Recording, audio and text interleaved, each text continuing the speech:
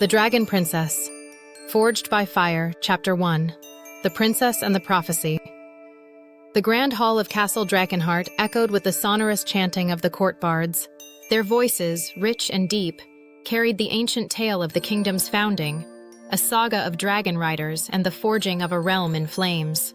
Princess Leia sat stiffly upon her gilded throne, the weight of her crown heavy on her brow. She was the youngest of the royal siblings and the only daughter. Today, on her 16th name day, she was expected to perform the traditional dance of Ascension, signifying her entry into adulthood and her readiness to serve the kingdom. Leia felt a tremor in the air, a low hum that resonated with the beat of her own heart. She glanced towards the enormous stained glass window depicting the legendary Dragon King, its crimson eyes seeming to glow in the flickering torchlight. A peculiar sensation washed over her, a warmth that kindled within, like a nascent flame. She closed her eyes, drawing a deep breath, and the warmth intensified, spreading through her veins, setting her blood ablaze. Suddenly, the rhythmic chanting was shattered by a raspy cry. "Halt the revelry!" A wizened figure, clad in tattered robes and clutching a gnarled staff, hobbled into the hall. His white beard swept across his chest like a waterfall, and his piercing blue eyes scanned the assembly with unnerving intensity. The bards fell silent, their instruments trembling in their hands. King Oberon, Leia's father, rose from his throne, his regal brow furrowed in displeasure. "Who dares interrupt these sacred proceedings?" he boomed. "An old sage, your majesty," the intruder replied, his voice a chilling whisper that carried through the hushed hall. "One who bears a message of import, a prophecy for the princess." A collective gasp rippled through the crowd. Leia's breath hitched. The sage turned his gaze towards her, his eyes piercing through the veil of her royal bearing. "Princess Leia of Drakenheart," he proclaimed, his voice echoing with an otherworldly power. "A princess born under the twin moons, with dragon's blood coursing through her veins. The crescent keys shall awaken in her hand, and the ancient pact shall be renewed. She alone can command the dragons and save the kingdom from the encroaching shadow." The hall erupted in murmurs of astonishment and fear. The Crescent Keys, mythical artifacts said to possess the power to bind dragons to the will of their bearer, were spoken of only in legends. King Oberon's face paled, while Queen Anya, Leia's mother, clasped her hands to her chest, her eyes wide with alarm. The sage lowered his staff, its tip striking the stone floor with a reverberating thud. "The prophecy has been spoken," he rasped. "The fate of the kingdom rests upon the shoulders of the princess." The weight of the sage's words pressed upon Leia, suffocating her with a sense of foreboding. She looked to her parents, their faces etched with a mixture of pride and trepidation. Then, she turned towards the window, the image of the Dragon King gazing back at her. A flicker of defiance sparked in her eyes. She was Leia of Drakenheart, the princess of prophecy, and she would not let her kingdom fall. Chapter 2. Whispers of War. The grand hall, once vibrant with music and celebration, now pulsed with an undercurrent of unease. King Oberon's hearty laughter was replaced by a grim line etched upon his lips. He held a sealed scroll, the royal seal of the neighboring kingdom of Eldoria stamped in crimson wax. Beside him, Queen Anya's usually serene face was marred by a flicker of worry. Leia watched from her throne, her unease mirroring that of the court. The old sage's prophecy hung heavily in the air, a spectral omen that cast a pall over the festivities. Yet as she witnessed her parents' evident concern, a spark of curiosity ignited within her. King Oberon cleared his throat, breaking the tense silence. "Lords and ladies of Drakenheart," he announced, his voice grave, "I have received tidings from Eldora." A collective intake of breath echoed through the hall. Eldora, a once friendly neighbor, had grown increasingly hostile in recent years. The Eldorian king, a ruthless and power-hungry man named Salome, coveted Drakenheart's prosperity and vast dragon reserves. Oberon unrolled the scroll, his eyes scanning the parchment. "King Salome claims an ancient bloodline tie to the throne of Drakenheart," he revealed, "and demands our immediate surrender." The hall erupted in a chorus of gasps and indignant murmurs. The absurdity of Salome's claim was evident to all. The royal lineage of Drakenheart was impeccable, chronicled in countless tomes and songs. Leia felt a surge of anger rise within her. How dare this foreign king threaten her home, her family? Yet amidst the outrage, a cold realization settled upon her. Salam's claim, however baseless, provided a pretext for war, and with Dragonheart's dragon riders dwindling in number, their once invincible aerial force was but a shadow of its former glory. "We shall not yield to such audacious demands," King Oberon declared, his voice ringing with defiance. "Drakenheart will stand firm against any aggressor." The assembled nobles cheered, their voices echoing through the hall.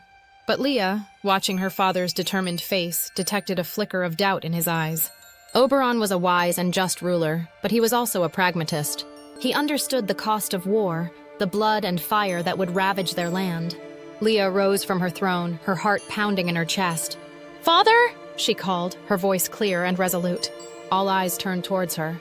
The princess, once a shy and reserved figure, now stood tall, her gaze unwavering. "Let me go to Eldoria," she declared. "Let me speak with King Salome. Perhaps I can reason with him, avert this needless conflict." A hush fell over the hall. Queen Anya gasped, while Oberon looked at his daughter with a mixture of surprise and admiration. "Leah, you are but a child," he said gently. "Salam is a cunning and ruthless man. He will not be swayed by words." "I am no longer a child, father," Leah replied, her chin raised. "The prophecy spoke of my destiny.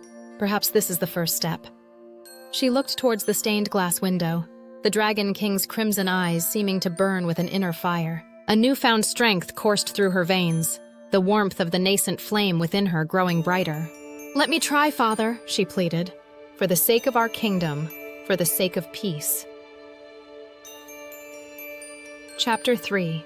The Crescent Keys. Leah's audacious proposal hung in the air, a challenge to the looming shadow of war. As whispers rippled through the hall, she held her father's gaze, her resolve unwavering.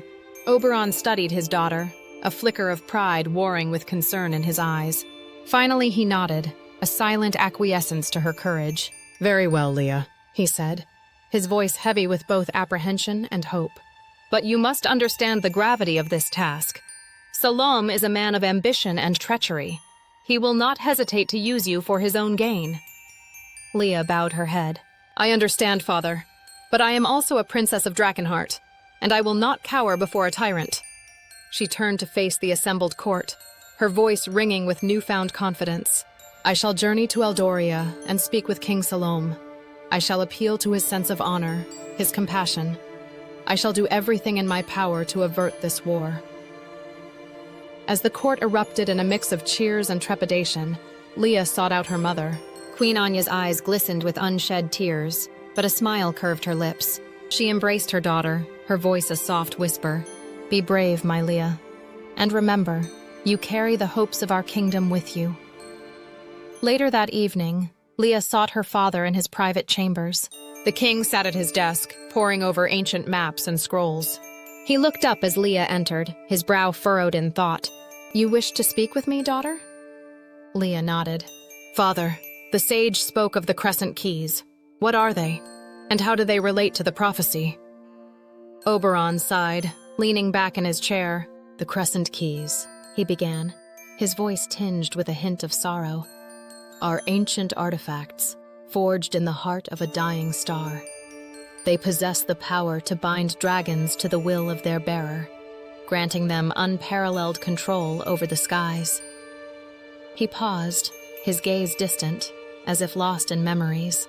Centuries ago, during the reign of the first Dragon King, Drakenheart and Eldoria were united under a single banner. The Crescent Keys were entrusted to our kingdom, a symbol of our alliance and shared guardianship of the dragons. Leah's eyes widened. "But if the keys were meant to unite us, how did Salam obtain them?" A shadow crossed Oberon's face. 20 years ago, when you were but a babe, a delegation from Eldoria visited Drakenheart. They claimed to seek an alliance against a common foe. We welcomed them with open arms, unaware of their true intentions. His voice grew heavy with regret. "During their stay, they stole the Crescent Keys. We discovered their treachery too late. By the time we pursued them, they had vanished, leaving behind a trail of deceit and broken trust." Leah's heart sank. "And now Salam wields their power?" Oberon nodded. "The Crescent Keys are the cornerstone of our dragon magic, Leah. They amplify the bond between rider and dragon, allowing us to harness their full potential. Without them, our riders are vulnerable, our defenses weakened." He looked at his daughter, his eyes filled with a plea. "You must find a way to reclaim the keys, Leah. They are our only hope."